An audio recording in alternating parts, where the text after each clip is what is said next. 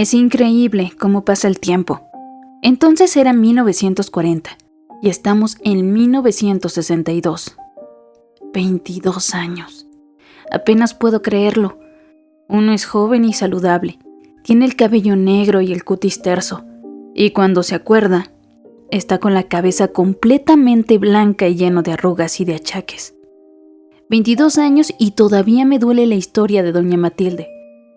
Porque yo sé muy bien, y no me lo podrán quitar nunca de la cabeza, que era la persona más buena del mundo. Incapaz de hacerle daño a nadie, ni siquiera a una mosca. Conocí a doña Matilde mucho antes del 40. Este retrato que nos sacó Pancho en Chapultepec fue ese año, pero ya teníamos algún tiempo de ser amigas. Como en 1935, nos fuimos a vivir a la calle del Chopo.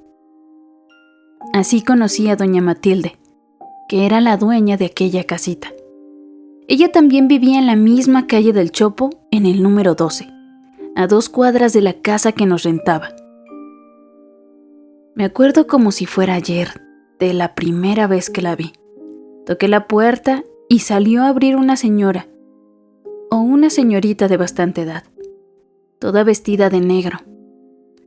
Pregunté por doña Matilde Espejo, como me habían dicho que se llamaba. «Yo soy doña Matilde Espejo. ¿En qué puedo servirle?», dijo ella con una voz que me agradó mucho y que denotaba su fina educación. «Estoy interesada en la casa que renta usted», le contesté mientras miraba su hermoso cabello blanco, peinado con tanto gusto y esmero, que me llamó la atención. Después me fijé en sus ojos, que eran de un color muy raro, entre verde y azul, parecidos a esas piedras de agua marina. Luego caí en cuenta de que eran iguales a los de Filidor, nuestro gato, y por eso me gustaban tanto. Ella me invitó a pasar para que pudiéramos hablar con toda calma y comodidad, y me llevó a la sala. Yo sentí que entraba en otra época o en un sueño, al penetrar en aquella maravillosa sala, con muebles dorados Luis XV, un piano de cuarto de cola, cortinas de terciopelo verde jade, alfombras finísimas, tapices y gobelinos por todos lados, tibores, flores de porcelana, quinqués, licoreras de cristal cortado, medallones con angelitos y enormes espejos en donde uno se veía de cuerpo entero. Me senté con sumo cuidado y precaución, temiendo que aquella delicada silla cediera ante mi peso. Estaba a tal punto impresionada por tantas cosas hermosas y por las atenciones y la amabilidad de la señora, que apenas pude decirle cuánto nos gustaba la casa y nuestro deseo de rentarla. ¿De veras les gusta?, preguntó complacida. Si viera usted el cariño que le tengo a esa casita. Ahí vivió mi querida hermana Sofía. Al decir esto se le llenaron los ojos de lágrimas. Sacó entonces un pañuelo de lino con encaje de Bruselas y se lo secó con suma discreción. Yo no sabía qué hacer ni qué decirle, y me sentía penada pensando que, de seguro, le había removido algún recuerdo triste. Sospeché que la hermana se había muerto. «Perdóneme usted», dije por fin. «No era mi intención». «No se apene usted, querida. Mi dolor está todavía reciente y no puedo aún dominarme cuando me pongo a hablar de ciertas cosas. Pero ya pasó. Si le gusta a usted la casa, se la rento de inmediato». Luego le expliqué que yo necesitaba saber cuáles eran la renta y las garantías que ella me pedía para ver si ambas estaban dentro de nuestras posibilidades. Y pensaba, con desencanto, que lo más probable era que esa renta no estuviera a nuestro alcance. «Las garantías que pido son solo el cumplimiento puntual de los pagos. Nada más», dijo ella. «Y la renta es lo que ustedes me puedan pagar, es decir, lo que tengan asignado para ello». Debe de haberse dado cuenta de la sorpresa y estupor que me produjeron sus palabras, porque dijo: «Piensa usted seguramente que soy muy bondadosa, pero no es eso. El que a usted le guste tanto la casa lo explica todo. Yo deseaba rentarla a alguien a quien le gustara de verdad y supiera apreciarla, porque quiero que se conserve como está sin ser destruida. No sabe usted cómo la cuidaba mi pobre hermana». Al despedirnos me dio la mano, una mano pequeña y tan suave y tersa como la de una niña. Yo apenas la toqué porque temí lastimarla con la mía, áspera y tosca, como de campesina. Inmediatamente nos mudamos a la casa del Chopo. Daba gusto ver cómo nos lucían ahí los muebles, que, a decir verdad, no eran gran cosa, y ya estaban bastante usados. Sobre todo el ajuar de la sala que compramos cuando nos casamos, y que tenía un tapiz muy decorado y rasguñado por Felidor y Titina. Yo había quedado tan deslumbrada por doña Matilde que no hacía sino hablar de ella, a todas horas, con Pancho y los muchachos, que era una señora muy fina y elegante, y que su casa era como un palacio. No se me caía de la boca. Como a los 8 días de vivir en la nueva casa sentí que debía notificárselo a la señora. Después de la comida me fui a verla. Estaba a unos cuantos pasos de su casa, cuando la vi que salía cargando un enorme ramo de claveles blancos. Quise regresarme pensando que no era oportuno interrumpirla, pero ella ya me había visto. Me acerqué y la saludé. Me dio la impresión de que le había dado gusto verme, porque sonrió amablemente mientras contestaba mi saludo y me preguntaba a su vez cómo estaban todos por mi casa. «He pasado solo a comunicarle que ya estamos instalados y al mismo tiempo a ponernos a sus órdenes», le dije. «Qué amable es usted, querida. No sabe cuánto agradezco su gentileza y me apena muchísimo no invitarla a pasar. Pero mire usted», dijo señalando los claveles, «ahora salgo a llevarles estas flores a mis queridos muertos. Dígame usted si mañana le será posible tomar conmigo una tacita de té». «Claro que sí, muchas gracias», me apresuré a contestarle entusiasmada con la idea, ya que eran pocas o en ninguna las oportunidades que tenía de relacionarme con personas de la categoría de doña Matilde. Las señoras que yo trataba eran las esposas de los músicos compañeros de Pancho, y a nadie más. El día siguiente, después de la comida, me vestí y arreglé lo mejor que pude. Hasta el corset me puse, pues siempre he creído que uno debe de estar de acuerdo con el lugar y las personas que visita. Y como doña Matilde era una dama, yo quería presentarme ante ella lo más decorosamente posible. Pancho estaba dando una clase de violín cuando me oyó salir y se sorprendió de verme tan prendida.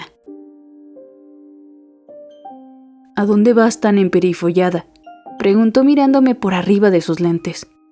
«Voy a tomar el té con doña Matilde Espejo», le contesté, sintiéndome bastante importante y satisfecha.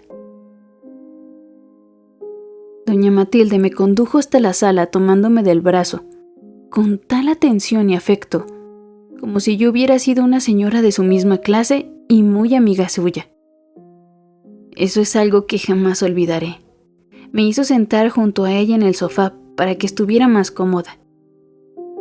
Y se dispuso a servir el té mientras me preguntaba por Pancho y los muchachos. Nunca había tomado un té más rico. Así se lo dije a doña Matilde. «Me alegro mucho de que le guste, querida.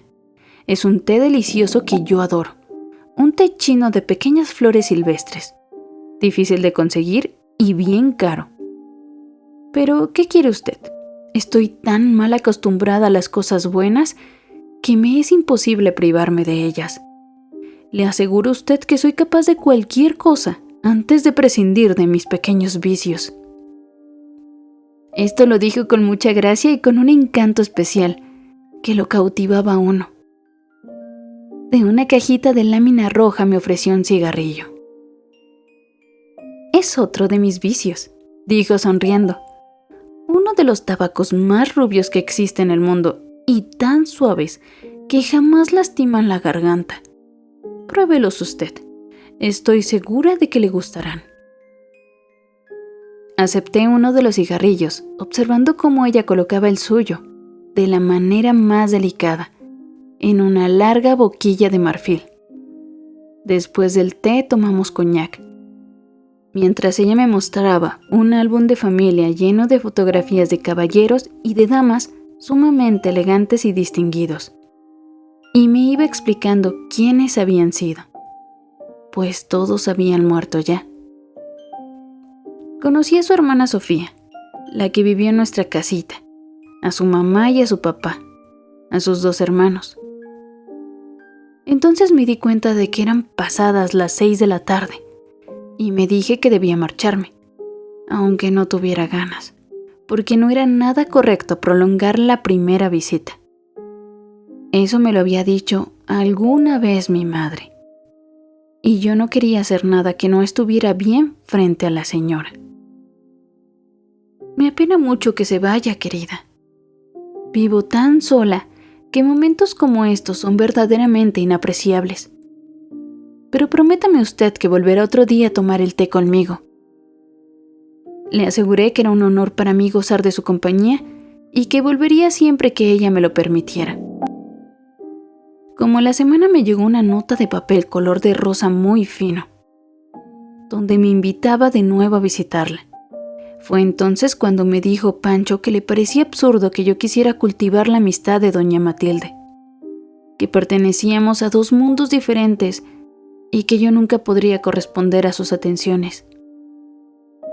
Esto me entristeció mucho, pero luego me dije que si la señora me invitaba, yo no le iba a hacer un desaire, y me fui a tomar el té con ella, sin hacer caso, por primera vez, de lo que Pancho decía. Yo siempre respetaba y tomaba muy en cuenta todas sus opiniones, porque era más instruido que yo. Así fue como se inició aquella amistad que iba a durar por años y a través de los cuales llegamos a querernos tanto. A pesar de que doña Matilde era una señora aristócrata y de un medio totalmente distinto al nuestro, jamás nos hizo un solo desaire y siempre nos dio infinidad de pruebas y demostraciones de cariño. Al principio nos veíamos una vez a la semana en que me invitaba a tomar el té. Después de algún tiempo, comenzó a pedirme de cuando en cuando que la acompañara al cementerio a dejarle flores a sus muertos. Ella acostumbraba ir todos los sábados con una devoción y cariño como no he visto en otros. En una ocasión en que le dije cuánto admiraba su constancia, ella me contestó: que no les falte nunca flores, es lo menos que puedo hacer por ellos, amiga mía. Debo tanto a mis queridos muertos. Siempre llevaba claveles blancos. Decía que los rojos eran para los vivos y los blancos para los muertos. Tenía una propiedad en el panteón donde estaban enterrados todos sus familiares, y no solo les llevaba flores cada semana, sino que pagaba a un muchacho para que barriera la capilla y quitara el polvo. Cuando yo la acompañaba, arreglábamos las flores en las macetas de cantera. Al terminar, ella se sentaba y permanecía un buen rato quieta y pensativa, seguramente rezando. Yo también rezaba sin saber ni para quién, nada más por acompañarla. De regreso del cementerio me invitaba a merendar, lo cual yo esperaba con entusiasmo, pues siempre servía algo exquisito. Una de esas noches, después de merendar, sacó otra vez su álbum de retratos y me mostró el de un caballero rubio de un porte distinguido. Este es Wilberto, mi primer esposo. Qué amor más tierno fue el nuestro, querida. Cuando murió, quedé completamente desolada. Así supe que doña Matilde había sido casada, y de seguro por 2 veces, puesto que dijo mi primer esposo. Recuerdo que comenté que don Wilberto debió de haber sido un hombre muy guapo. Era bastante bien parecido, dijo ella. muerto se veía como un príncipe. Lo vistieron con su frac y parecía como si solo estuviera durmiendo. Lo velamos aquí en esta sala. Yo no podía dejar de mirar la fotografía de don Guilberto y trataba de imaginarme cómo sería vivir con un hombre tan guapo. Y como en la fotografía se veía muy fuerte y lleno de vida, pensé que tal vez había sufrido algún accidente y se lo pregunté a doña Matilde. No, querida, me contestó ella. Se fue acabando poco a poco, como una vela que se consume lentamente. Pancho y yo nos preguntamos por qué, siendo una dama de tan buena posición y con una casa tan elegante, no tenía sirvientes de planta. Solo había una señora que entraba y salía, que le hacía la comida y le arreglaba la casa y su ropa. El huerto ella misma lo cuidaba. Nunca entendí cómo podía hacerlo con aquellas manos tan finas. Cuando le tuve más confianza se lo pregunté. Amo mi soledad, querida, tan llena de recuerdos, y me molesta la presencia de ciertas gentes. Nosotros pensamos que por tener tantas cosas de valor tal vez desconfiaba de la servidumbre. No dejaba también de parecernos extraño el que no tuviera amistades entre las personas de su misma clase, o por lo menos que nunca las frecuentara y viviera tan aislada. Pero como ella misma me lo dijo, le gustaba estar sola con todos sus recuerdos. Al principio yo era la única de mi familia que llevaba amistad con ella. Con el tiempo también Pancho comenzó a tratarla y admirarla como yo. Él iba algunas veces, por las noches, a recogerme, y entonces ella lo invitaba a pasar. Conversábamos un rato mientras saboreábamos un brandy o algún otro licor finísimo, de esos que ella siempre nos ofrecía. Doña Matilde adoraba la buena música, y según me di cuenta, por lo que platicaban Pancho y ella, conocía bastante. En su juventud había tocado el piano, nos confesó una noche. Pero hacía muchos años que no lo tocaba, por lo que ya debía de estar completamente desafinado y sordo. Pancho se ofreció a afinárselo y ella se rehusó de una manera cortés, diciendo que ya no podría volver a tocar, después de tanto tiempo y tantas desdichas. Sin embargo, una noche ella misma le pidió a Pancho que en cuanto pudiera le diera una revisada al piano. En 2 o 3 veces mi marido lo dejó como nuevo y le sacó unas voces que daba gusto. Un día Pancho llevó su violín y cuando menos acordé, se pusieron a tocar los dos. ¿Cómo me acuerdo de ese tiempo y de las cosas tan bellas y sentidas que tocaban? La serenata de Toselli, para Elisa, la estrellita de Ponce. La primera vez que tocaron la serenata, doña Matilde suspiró con mucha tristeza al terminar la ejecución y las lágrimas asomaron sus ojos. ¿Cómo le gustaba esta melodía, mi querido Reinaldo?, nos dijo conmovida. ¿Hermano suyo?, preguntó Pancho. No, amigo mío. Reinaldo fue mi segundo esposo, contestó ella y nos mostró una miniatura de un caballero muy distinguido, con grandes bigotes oscuros y unos ojos de mirada penetrante. ¿También murió?, le pregunté. Sí, querida, mis 3 maridos murieron. El último, Octaviano, hace apenas 5 años. Desde entonces solo vivo de recuerdos y añoranzas. Dijo con una voz tan desalentada que Pancho y yo no encontrábamos la manera de distraerla y quitarla de pensar en sus infortunios. Algunos domingos o días festivos íbamos los 3 al bosque de Chapultepec a pasear por la calzada de los poetas o la de los filósofos, que eran sus preferidas. Nos sentábamos en una banca a la sombra de los altos árboles y ella nos contaba de los lugares maravillosos que había conocido, cuando fue con sus padres y sus hermanos al viejo mundo. Qué bonito conversaba. Se iban las horas oyéndola. Parecía que uno estaba viendo aquellas bellas ciudades o paseando en una góndola en Venecia, en donde decía que había vivido un año. También nos platicaba de los hermosos conciertos que había escuchado en los mejores teatros del mundo y de las óperas fastuosas. Era increíble cuántas cosas había visto y sabía doña Matilde, y todo eso lo contaba sin presunción. Y no era como otras gentes que yo he conocido, y que solo tratan de deslumbrar a uno y hacerlo sentir ignorante y sin cultura. Cuando cumplimos nuestras bodas de plata, doña Matilde fue nuestra madrina. ¿Qué día fue aquel? Por la mañana a la misa, con la iglesia llena de flores que ella envió y una música que no recuerdo otra.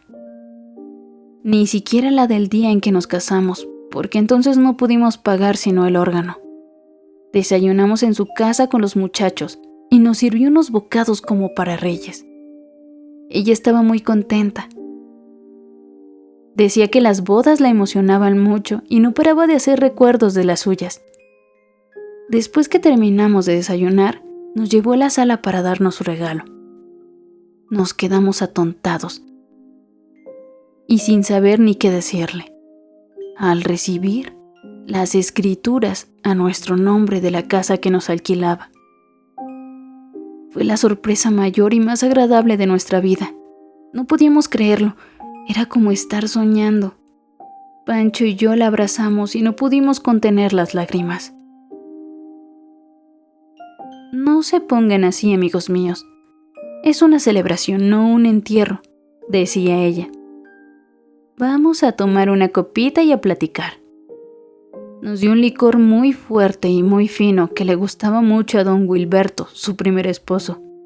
Y con aquel licor, cuyo nombre no recuerdo porque era muy difícil, nos pusimos, Pancho y yo, tan contentos como si tuviéramos 20 años.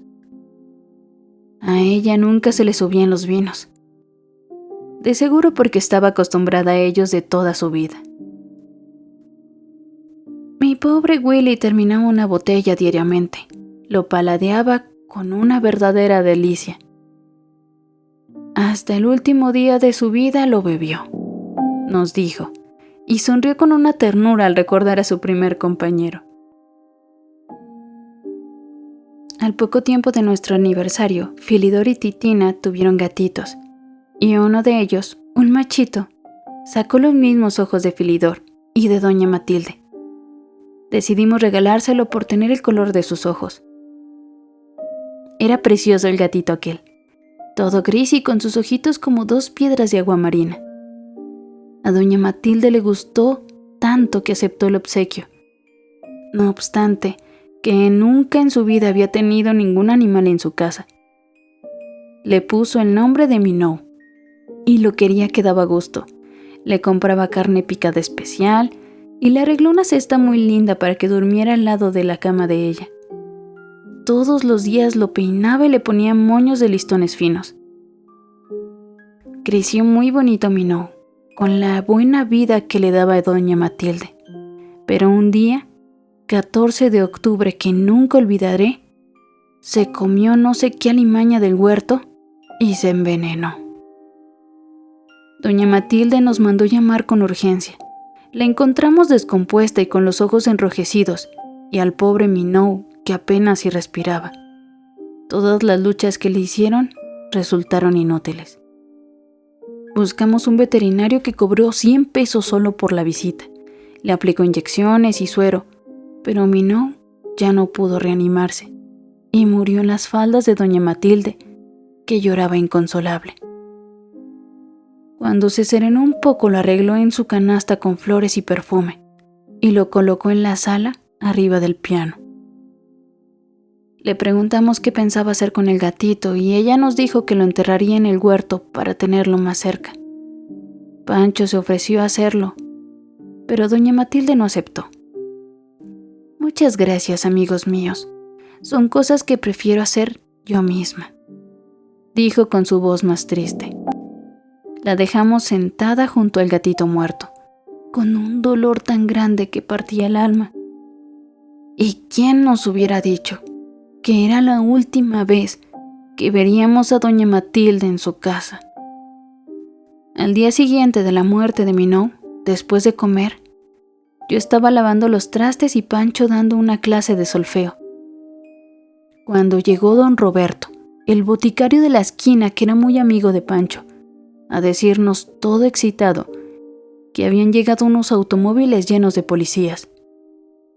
Se llevaron a doña Matilde con ellos y habían dejado la casa vigilada.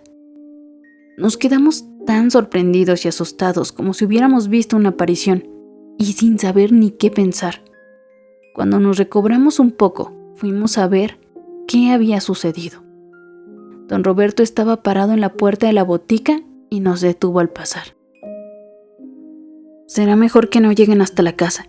Parece que la cosa está algo fea y como ustedes son tan amigos de la señora, no vaya a ser que también les toque algo, dijo don Roberto. Como amigos de ella sabemos que debe de haber algún malentendido, algo que se aclarará. No veo de qué o por qué tengamos que ocultarnos, le dije muy molesta. Pues yo en su lugar no me daría mucho a ver, volvió a insistir don Roberto. Don Roberto tiene razón, dijo Pancho, que siempre había sido miedoso y enemigo de andar en enredos.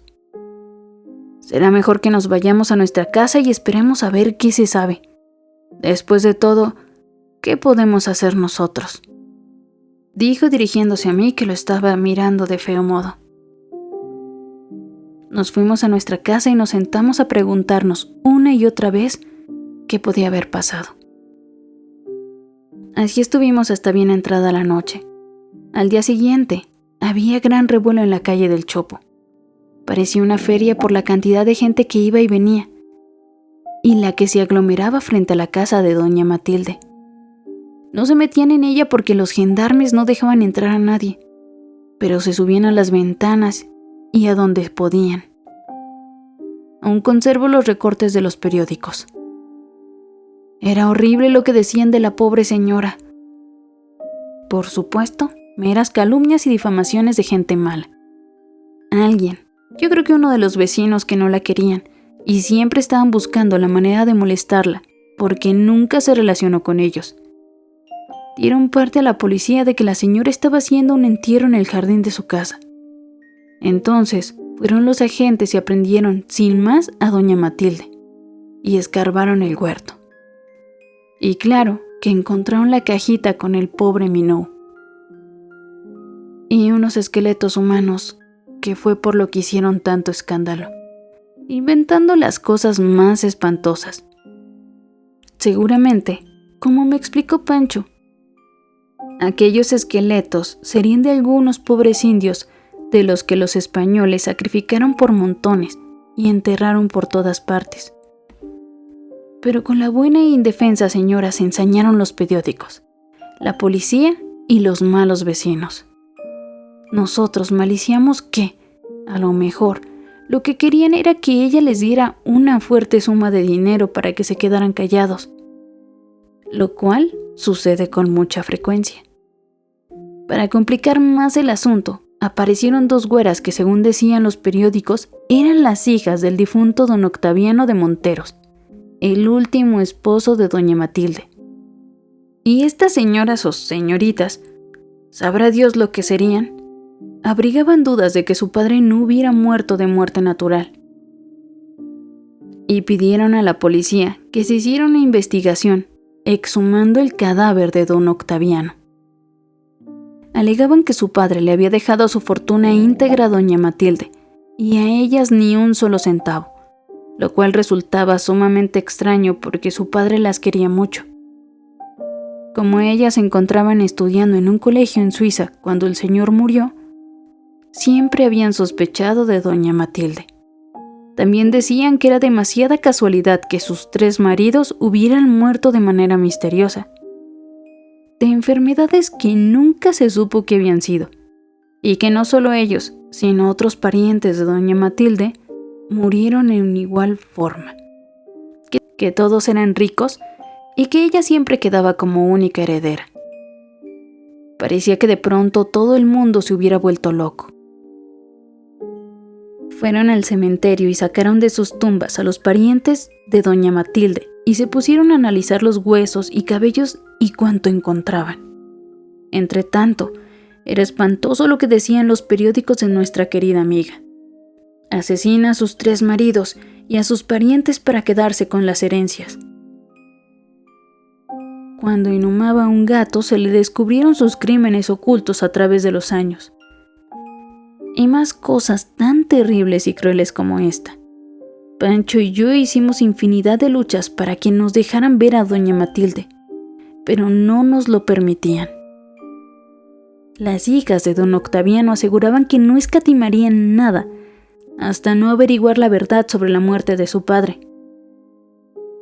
Nosotros comentábamos que lo que se proponían era apoderarse de los bienes de doña Matilde, lo cual era tan claro como el agua, y por lo mismo ponían tal empeño en decir las cosas más horribles sobre ella.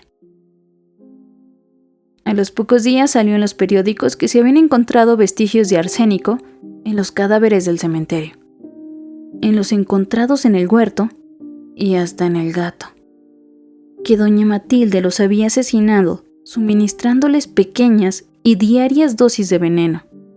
Era de no creerse hasta dónde llevaron las calumnias y la voracidad de las hijas de don Octaviano, quienes sin duda sí pagaron a los periódicos y a los jueces. Pancho me explicó que los huesos y los cabellos de aquellos esqueletos ya no podían tener más que ceniza después de tantos años, especialmente don Wilberto, el primer esposo de doña Matilde y sus 2 hermanos que llevaban más de 20 años muertos. Cómo nos dolía que no hubiera nadie que hiciera algo por doña Matilde. La pobrecita estaba sola en el mundo sin quien viera por ella y la defendiera de tantas infamias. Nosotros suplicábamos que nos dejaran hablar en su favor, pero nunca nos hicieron el menor caso ni nos tomaron en cuenta. Los periódicos siguieron publicando cosas y más cosas mientras duró el juicio. Por fin, la declararon culpable de la muerte de sus 3 maridos, 2 hermanos, la hermana, un tío y una tía. 8 personas en total. Y nuestra pobre amiga, que era de veras la persona más bondadosa y buena del mundo, incapaz de matar una mosca, y que había llorado tanto la muerte del gatito, quedó sentenciada por asesina maniática y peligrosa a prisión perpetua. Después supimos que habían vuelto a colocar los muertos en sus nichos, en la propiedad de doña Matilde, menos a don Octaviano, al cual sus hijas se llevaron a otra tumba. A los esqueletos que encontraron en el huerto y que inventaron que eran los de un tío y una tía de doña Matilde que vivieron con ella y que de la noche a la mañana habían desaparecido sin que nunca nadie diera razón de ellos, los pusieron en la bóveda de don Octaviano que estaba desocupada. Un día logramos verla. A través de las rejas de fierro, ni siquiera pudimos abrazarnos. Se había consumido por completo. Aparte de sus 75 años y de su delicado físico, aquella pena tan terrible la había deshecho. El maltrato, las incomodidades de la prisión, las groserías y las inhumanas calumnias que tuvo que soportar habían sido demasiado para una señora de su condición social y de su refinada educación. Estuvimos con ella todo el rato que nos permitieron, tomados de sus manos por entre las rejas. Pancho y yo no podíamos contener el llanto. Ella solo se enjugaba una lágrima de vez en cuando.